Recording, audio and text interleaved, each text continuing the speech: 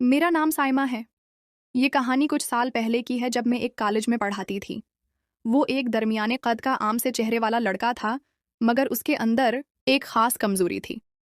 मैं जो कहानी आपको सुनाने जा रही हूँ, ये कोई आम वाकया नहीं। मैं एक कॉलेज में टीचर थी। मेरा नाम साइमा है।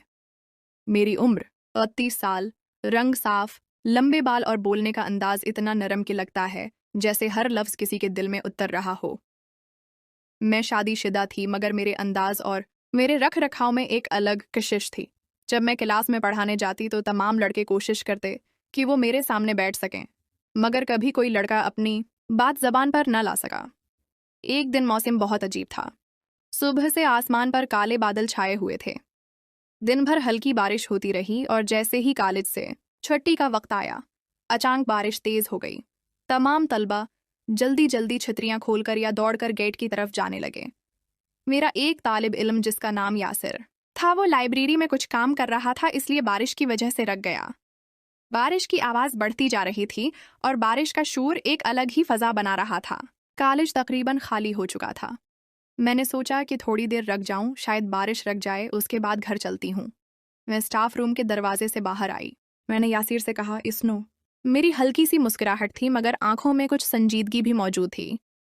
वो कहने लगा, जी मैडम बोलिए। मैं जल्दी से उसके करीब गई। मैंने पूछा, आप अभी तक कॉलेज में क्या कर रहे हैं? वो हल्के लहजे में कहने लगा, मैडम लाइब्रेरी से कुछ किताबें लेनी थी, इसलिए रुक गया। मैंने आहिस्ता से सर हिलाया, फिर कहा, बारिश बहुत तेज है, पता नहीं कब रुकेगी। अगर तुम बुरा ना माने तो मेरे साथ रुक जाओ, मुझे अकेला महसूस हो रहा है। मैंने दिल ही दिल में सोचा, ये लम्हा शायद किस्मत ने खुद मेरे हाथ में दिया था। वो कहने लगा, जी मैडम मैं रुक जाता हूँ। इस वक्त स्टाफ रूम में कोई खातून टीचर मौजूद नहीं थी। मैं बादल के गरजने से खुद डर रही थी।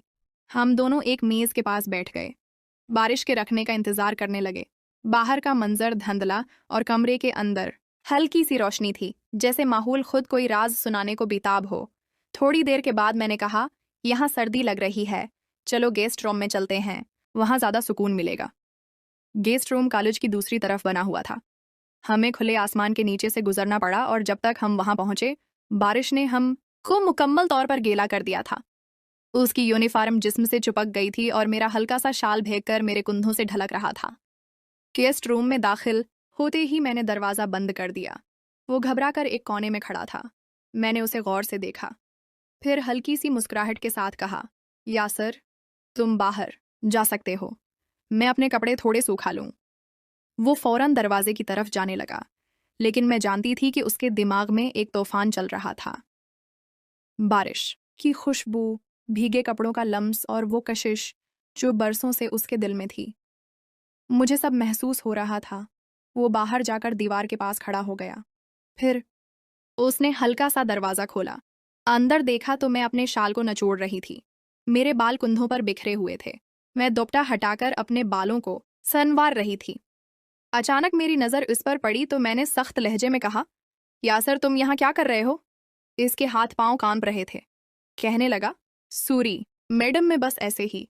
मैंने उसकी तरफ देखा, फिर थोड़ा उसके करीब चली गई। मेरी आंखों में गुस्से से ज्यादा सवाल था। क्या तुम हमेशा से मुझे ऐसे ही देखते रहे हो? उसने नजरें झुका लें। कहने लगा, मैडम हाँ, मैं आपको पसंद करता हूँ, लेकिन कभी हिम्मत नहीं हुई कि आपसे बात कर सकूं। उसकी ये बात सुनकर मैं खामोश हो गई।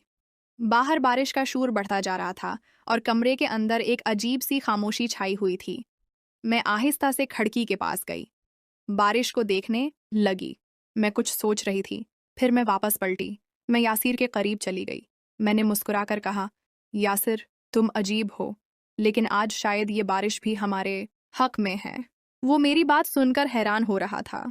मेरे अपने दिल की धड़कन इतनी तेज हो चुकी थी कि बारिश के शोर में साफ सुनाई दे रही थी। गेस्ट रूम की खिड़की से बाहर बरसने वाला पानी और अंदर का नीम अंधेरा मिलकर एक अजीब सा जादू पैदा कर रहे थे। मैं यासीर के बिल्कुल करीब आकर खड़ी हो गई। मेरे बाल अब भी भीगे हुए थे। पानी की बूंदें कान के पास से नीचे गर्दन तक आ रही थीं। इसने नजरें झुका लीं, मगर मेरा दिल चाह रहा था कि हर लम्हा महफूज कर लूं। मैंने धीरे से कहा, यासर, तुम जानते हो शादी के बाद जिंदगी हमेशा वो नहीं रहती जो हम सोचते हैं। मेरी आंखों में एक गहरी थिकन और हल्की सी उदासी थी, लेकिन साथ ही कोई ऐसा जज्बा भी था जो छिपा हुआ नहीं लग रहा था। ओस ने आहिस्ता से मुझसे कहा, मैडम मैं समझ सकता हूँ, लेकिन कभी सोचा नहीं था कि मैं ये सब आपसे सुनूंगा। मैं हल्का सा मुस्कुराई, जैसे मैं खुद को संभाल रही थी। मैंने कहा, यासिर, आज बारिश ने सब बदल दिया। तुम हमेशा मेरी क्लास में खामोश रहते थे। इसने गहरा सांस लिया। कहने लगा, मैडम मैं आपको बहुत पसंद करता हूँ, लेकिन मैं डरता था कि आपको बुरा लगेगा। मैंने आहिस्ता से कहा, अगर मुझे बुरा लगता तो आज तुम यहाँ ना होते। मेरा लहजा नरम था मगर अल्फाज सीधा उसके दिल में उतर रहे थे। वो एक कदम आगे बढ़ा। कमरे की खामोशी में सिर्फ बारिश और हमारी सांसों की आवाज़ सुनाई दे रही थी। मैं अचानक मुस्कुराने लगी। मैंने कहा, तुम इतना घबराए हुए क्यों हो, जैसे पहली बार किसी के साथ बात कर रहे हो। उसने डरते हुए कहा, शायद इसलिए कि आप मेरे लिए खास हैं। मैं कुर्सी पर बैठ गई और इशारे से मैंने उसे अपने करीब बुला लिया। मैंने कहा, यह गीला लिबास आराम से बैठने नहीं दे रहा। तुम थोड़ा सा खिड़की बंद कर दो, हुआ कम हो जाएगी। उसने खिड़की बंद की।